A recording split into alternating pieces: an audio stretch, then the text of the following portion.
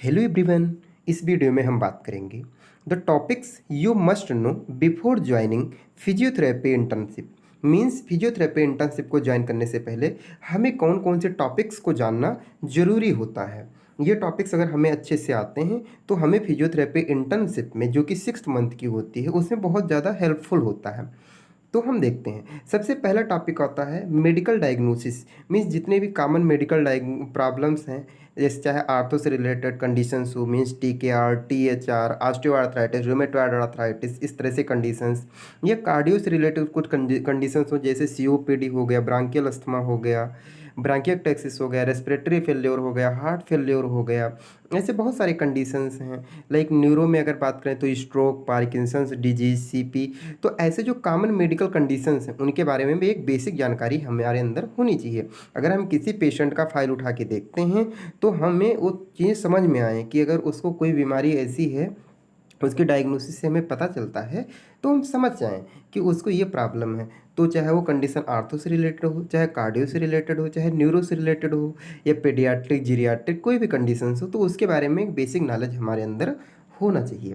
दूसरी चीज़ ये है कि जो इलेक्ट्रोथेरेपी में मॉडलिटीज़ होती हैं उनके बारे में एक बेसिक नॉलेज हमारे अंदर पहले से होना चाहिए। लाइक उनकी फ्रीक्वेंसी क्या है, उनकी इंटेंसिटी क्या है, उनका फिजियोलॉजिकल इफेक्ट क्या है, देन उसकी इंडिकेशंस क्या हैं या यूजेज क्या हैं, कंट्रा इंडिकेशंस क्या हैं, ये हमें मतलब ईच मॉडलिटीज़ के बारे में पता होना चाहिए। साथ ही साथ इसे कैसे ऑपरेट करते हैं, तो हर एक जगह पर अलग अलग टाइप्स की मॉडलिटीज़ होती हैं जिनको हम 1-2 दिन में सीख सकते हैं।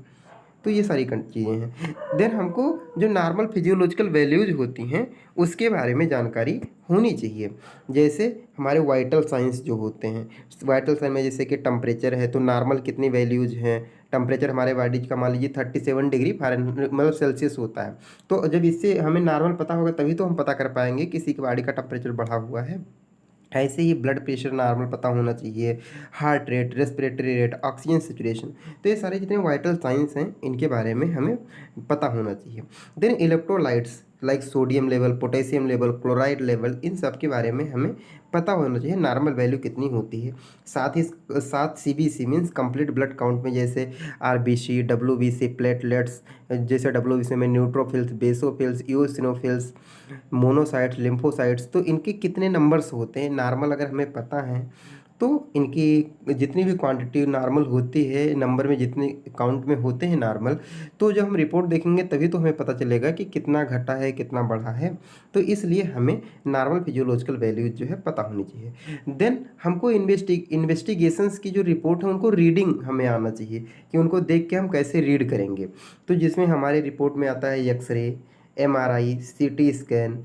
तो ये जो हमारे जितने भी रेडियोग्राफ्स हैं इनको हम रेडियोग्राफ को देख करके और समझ सकें कि क्या है, आखिर कंडीशन क्या है, ये उसकी रिपोर्ट को पढ़ के हम समझ पाएँ कि क्या होता है। तो इसकी भी ठीक ठाक प्रैक्टिस होनी चाहिए। साथ ही साथ EBG analysis means arterial blood gas की जो एनालिसिस है, ये भी, इसकी रिपोर्ट भी हमें देखने आना चाहिए। साथ ही साथ ECG मीन्स इलेक्ट्रोकार्डियोग्राम, इसकी जो भी रिपोर्ट है इसको भी हमें पढ़ना आना चाहिए। साथ ही साथ EMG, NCVT की जो रिपोर्ट्स हैं इनको हमें पढ़ना आना चाहिए। तो इससे हम पता कर सकते हैं कि किसी पेशेंट की कंडीशन क्या है, रिपोर्ट क्या बता रही है। देन अगर हम बात करें तो आता है MMT एंड गोनियोमेट्री। MMT मीन्स होता है मैनुअल मसल टेस्टिंग, जिससे हम मसल की पावर, स्ट्रेंथ, एंड्योरेंस को चेक कर सकते हैं। साथ ही साथ जो है गोनियोमेट्री से हम किसी भी जॉइंट के रेंज ऑफ मोशन को पता कर सकते हैं। तो इसका भी नॉलेज होना चाहिए कि कैसे हम परफॉर्म करते हैं, कौन कौन से ग्रेड होते हैं, या किसी जॉइंट का कितना रेंज होता है नॉर्मल, ये सारी चीज़ें हमें पता होंगी तो ही हम आगे मेजर कर पाएंगे। देन बात करें तो डर्माटोम्स एंड मायोटोम्स होते हैं, ये कैसे चेक होते हैं हमें आना चाहिए, इनको कैसे चेक करना है। अगर हमें पता होगा तो हम इससे सेंसेशन वगैरह जो है आसानी से पता कर सकते हैं। देन एडवर्स स्केल होती है जो कि हम स्पास्टिसिटी को मेजर करने के लिए यूज करते हैं, एसेस करने के लिए यूज करते हैं। तो इसके कितने स्कोर होते हैं, कितने ग्रेड्स होते हैं, ये सारी चीज़ें हमें पता होनी चाहिए। अब मान लीजिए कोई न्यूरोलॉजिकल कंडीशन का पेशेंट हमारे पास आया, स्ट्रोक का पेशेंट मान लीजिए आया, अगर उसको स्पास्टिक कंडीशन है तो किस ग्रेड की स्पास्टिसिटी है, कौन सा उसमें ग्रेड है। तो ये सारी चीज़ें हमें पता होनी चाहिए। देन अगर हम बात करें तो अगला आता है ग्लासगो कोमा स्केल, जो कि हम पेशेंट के कॉन्शियसनेस लेवल को चेक करने के लिए यूज करते हैं। तो इसको हमें पता होना चाहिए कि इसमें टोटल कितने स्कोर होते हैं, कैसे इसका यूज करते हैं। ये सारी चीज़ें हमें बेसिक नॉलेज, एक बेसिक आइडिया होनी चाहिए, क्योंकि जब हम आईसीयू वगैरह में जाते हैं या कोई ट्रॉमेटिक ब्रेन इंजरी का पेशेंट हमारे पास आ गया, तो उसके लेवल ऑफ कॉन्शियसनेस को चेक करने के लिए हम यूज कर सकते हैं। ऐसे ही मान लीजिए हमारी ड्यूटी अगर बर्न वार्ड में लग जाती है, तो वहाँ पर पेशेंट को एसेस करने के लिए कि उसके टोटल बॉडी सरफेस एरिया में कितने परसेंट बॉडी पार्ट जो है वो बर्न हुआ है, तो उसको चेक करने के लिए हम कर सकते हैं। साथ ही साथ मान लीजिए अगर हमारी ड्यूटी लग गई गायनी में, तो वहाँ पर जब जस्ट आफ्टर डिलीवरी, जब बेबी की डिलीवरी होती है, तो हम उसका अपगार स्कोरिंग करते हैं, तो उसके बारे में पता होना चाहिए।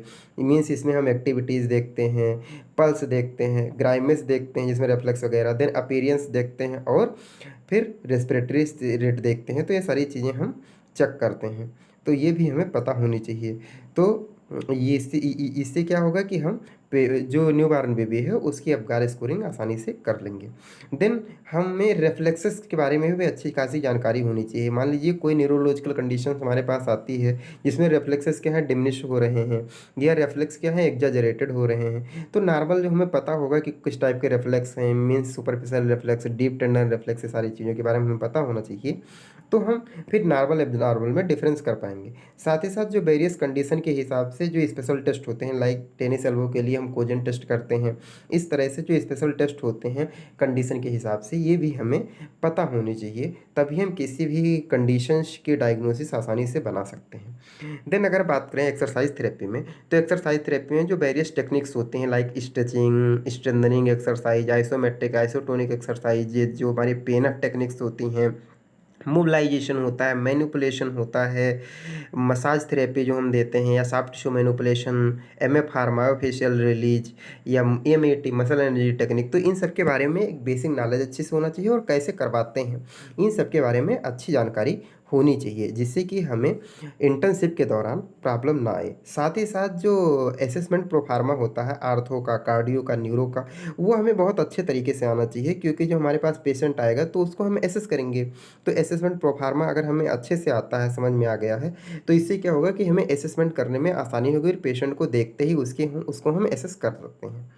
देन अगर हम बात करें तो बेसिक नॉलेज होना चाहिए कंडीशन के बारे में कुछ, और उनके पीटी मैनेजमेंट का जो प्रोटोकॉल है वो हमको अच्छे से आना चाहिए। मान लीजिए कोई पेशेंट है जिसका लिवर ट्रांसप्लांट हुआ है, तो लिवर ट्रांसप्लांटेशन क्या होता है, कि लिवर ट्रांसप्लांटेशन की बेसिक प्रोसीजर क्या होती है, इसमें हमारे लिवर ट्रांसप्लांटेशन होता है तो बॉडी के किसी और पार्ट पर इसका इफेक्ट पड़ता है, तो इन सब के बारे में जानकारी होनी चाहिए। साथ ही साथ इसमें हम पीटी मैनेजमेंट क्या देंगे, तो इसके बारे में जानकारी होनी चाहिए। साथ ही साथ अगर किडनी ट्रांसप्लांट हुआ है तो इसके बारे में भी बेसिक आइडिया होनी चाहिए, और इसका पीटी मैनेजमेंट पता होना चाहिए। देन सीएबीजी है, means coronary artery bypass grafting अगर हुआ है, तो उसके लिए भी पीटी मैनेजमेंट क्या है, तो ये सारी चीज़ें pre operative post operative condition में। देन टीएचआर जो होता है total knee replacement, total hip replacement, तो इसमें भी प्री ऑपरेटिव पोस्ट ऑपरेटिव जो फिजियोथेरेपी हम देते हैं वो कैसे देते हैं, या उसका प्रोटोकॉल क्या होता है, सारी जानकारी हमें होनी चाहिए।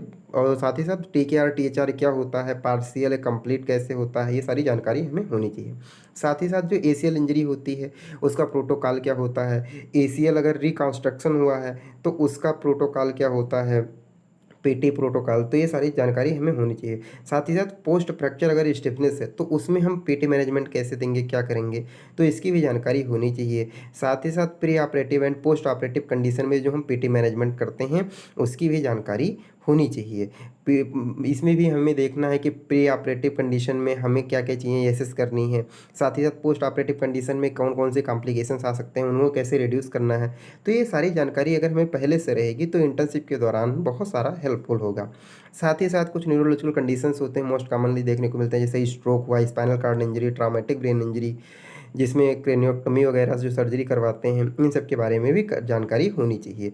इसका पीटी मैनेजमेंट क्या होता है, क्या इसका प्रोटोकॉल होता है, ये सारी जानकारी अगर हमें रहेंगी तो हमें आसानी होगी इसका प्रोटोकॉल सेट करने में, पेशेंट को करवाने में। साथ ही साथ कुछ कार्डियो की कंडीशन लाइक जैसे COPD, chronic obstructive pulmonary disease, branchial asthma, respiratory failure, heart failure, ये सारे कंडीशंस जो होते हैं इनके बारे में हमें एक बेसिक आइडिया होनी चाहिए, बेसिक जानकारी होनी चाहिए, जिससे क्या होगा कि जो है हम पेशेंट को ट्रीट करते समय हम पेशेंट को जो है पूरा प्रोटोकॉल फॉलो करेंगे तो जल्दी से जल्दी रिकवरी हो जाएगी। साथ ही साथ जो है अगर ये सारी जानकारी हमें रहती है तो पेशेंट अगर हमसे पूछता है कि सर अगर आप एक्सरसाइज करवा रहे हैं तो इसका क्या यूज़ है, इससे क्या फ़ायदा होगा? या मान लीजिए अगर पेशेंट हमसे कहता है कि आप जो है सर जो हमें ये मॉडलिटीज़ अप्लाई कर रहे हैं सर इससे हमें क्या फ़ायदा हो रहा है? तो पेशेंट को बताने के लिए साथ ही साथ खुद के नॉलेज के लिए भी होना ज़रूरी है। साथ ही साथ सबसे ज़्यादा ज़रूरी है कि हमें क्या करना है, क्या नहीं करना है। कुछ कंडीशन में ऐसी होती हैं, जैसे फॉर एग्ज़ाम्पल किसी का लोअर लिम्ब एम्पुटेशन हुआ, बिलो नी एम्पुटेशन हो गया, तो वहाँ पर एसएलआर करवाने का कोई फ़ायदा नहीं है। तो इस तरह से क्या करना है, क्या नहीं करना है, इन सब के बारे में भी हमें जानकारी होनी चाहिए। साथ ही साथ अगर हम इंटर्नशिप कर रहे हैं, तो हमें फाइल रीडिंग आना चाहिए। तो अब जितने हम 15-16 पॉइंट्स बताए हैं, अगर आपको वो जानकारी है, तो आप आसानी से फाइल रीड कर सकते हैं। इसकी प्रैक्टिस तो आप हॉस्पिटल जाके ही कर सकते हैं। साथ ही साथ इजेक्शन फ्रैक्शन क्या होता है, इसका भी लेवल हमें चेक करते रहना है। अदरवाइज़ ये अगर इजेक्शन फ्रैक्शन लो हो रहा है, तो हम पेशेंट को ये एक्सरसाइज़ जो है तुरंत रोक देते हैं। तो ये सारी चीज़ें जानकारी होनी चाहिए। इजेक्शन फ्रैक्शन क्या होता है मीन्स जो हमारा जब हार्ट पंप करता है ब्लड को, तो हमारे लेफ्ट वेंट्रिकल से कितना ब्लड बॉडी में फ्लो होने के लिए निकलता है। तो उसका लेवल मीन्स इसे हम स्ट्रोक वॉल्यूम कहते हैं, एक बार में जितना ब्लड निकलता है लेफ्ट वेंट्रिकल से। तो स्ट्रोक वॉल्यूम बोलते हैं, स्ट्रोक वॉल्यूम जो है 70 ml होता है। तो अगर इससे कम हो रहा है, तो हम तुरंत एक्सरसाइज़ जो है रोक देते हैं। तो ये सारी चीज़ें हम चेक करते हैं। तो अगर हमें ये सारी बेसिक जानकारी 15-16 पॉइंट अगर हैं, तो हमारी इंटर्नशिप जो है बहुत अच्छी निकल जाएगी और कोई दिक्कत नहीं आएगी। तो हमें इन सब के बारे में अच्छी जानकारी रखनी चाहिए। Thank you so much. Please video देखने के बाद ज़रूर बताइएगा आपको वीडियो कैसा लगा। Thank you.